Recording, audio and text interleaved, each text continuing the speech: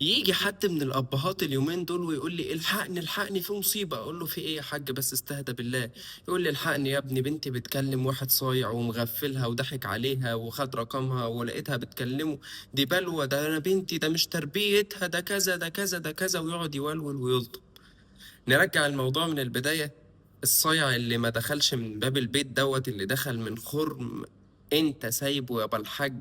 ابوها سايب خرم نفسي، دخل منه الواد الصايع ده. ازاي يا جماعة؟ تعالى افهمك ازاي. اسأل ابونا الحاج واقول له هل حضرتك كنت في مرة مكفي بنتك عاطفيا؟ يقول لي يعني ايه؟ مش فاهم. اقول له يعني مثلا بتشكر فيها، بتقول لها انتي قمر، انتي عسولة، انتي اجمل بنوتة، ما شاء الله، كلام حلو بتقوله لها؟ ولا انت كنت ماشي بمبدأ انت وش الفقر عشان تطلع ب100 راجل؟ يقول لي عادي يعني، انا زي اي اب كنت بقول اللي بقوله وخلاص. لا يا حاج، انت كنت ماشي بصيغة انت وش الفقر، انت كذا، انت فيكي، انت عليكي، انت بيكي، ولا كان في حضن ولا كان في احتواء ولا كان في اي حاجة. حضرتك ما كنتش بتربي سكة حديد، حضرتك كنت بتربي قطر. اول ما لقى كلمة تعاطف من اي حد، اول ما لقى الواد ابن اللذينه، الواد الصايع اللي مش كويس ده، هو راح راملها كلمتين حلوين، انت زي القمر. البت بدأت تحس انا زي القمر بجد. بدأ يملى عندها حتة الفراغ العاطفي اللي حضرتك سايبه. ونرجع نقول حضرتك كنت أب نرجسي، حضرتك كنت بتتعامل مع بنتك معاملة مش كويسة، حضرتك سايب كمية فراغات وكمية بلاوي سودة في بنتك، وبترجع تقول البت ده مش تربيتها، أنا عمري ما ربيتها على كده، لا والله مش عارف إيه. وحضرتك الملام في الأول وفي الآخر. البنت الغلبانة يا عيني كانت فاقدة الثقة في نفسها، ولقت حد يديلها شوية من الثقة دي.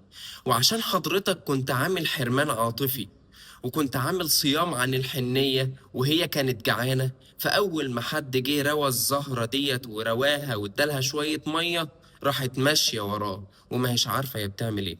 احنا هنا يا جماعة الخير مش بنبرر ان اي بنت تكلم اي شاب، وده مرفوض تماما تماما تماما. لازم يخبط على باب البيت وحضرتك تعرفي ان في حد متقدم لك من ابوك الحاج، مش منه هو. ما ببررش حاجة، بس بنرجع نتكلم عن الأهل النرجسيين اللي متخيل إن طالما هو خلفها تبقى دي ملكه، تبقى هو ما ينفعش يقول تعاطف، ما ينفعش يدي حنية، ما ينفعش يدي احتواء، ما ينفعش يدي أي حاجة. بنتك يا حبيبي الغالي محتاجة طبطبة، محتاجة حضن، محتاجة احتواء. وده اللي حضرتك مش فاهمه ولا متخيله. ليه تطلع عقدك القديمة على بنتك؟ هي ايه ذنبها؟ ليه تبقى ماشي بالكرباج مش بالحضن؟ هو الحضن أثر معاك في حاجة؟ والله بيعدل كل حاجة، خلي بالك الحضن اللي انت مش واخد بالك منه ده. افهم يا حبيب قلبي، افهم يا ابويا الحاج، ان البنت بتشبع الحنية من ابوها. ولو جالها حتى روميو مش هتمشي معاه طالما هي شبعانة عاطفيا، مش في جوه فراغ، مش عندها هش جوه، فاضية. اي حد هيجي يملى شوية الثقة دول هتجري وراه. الحنية يا حاج مش ضعف، الحنية احتواء وأمان. قبل ما تيجي تلطم وتقول بنتي اتضحك عليها، اديلها ده قبل ما تقعد تولول ان بنتك راحت مع حد تاني وخلاص انت فقدتها. وخلي بالك، عايز اقولك على حاجة، انت مش لوحدك. انت مش لوحدك، دي مش جملة عابرة، ده جروب التليجرام بتاعنا اللي تقدر تنضم من خلاله. ولو عجبك الكلام اللي انا قلته، اضغط لايك، كومنت، اعمل شير، اي حاجة.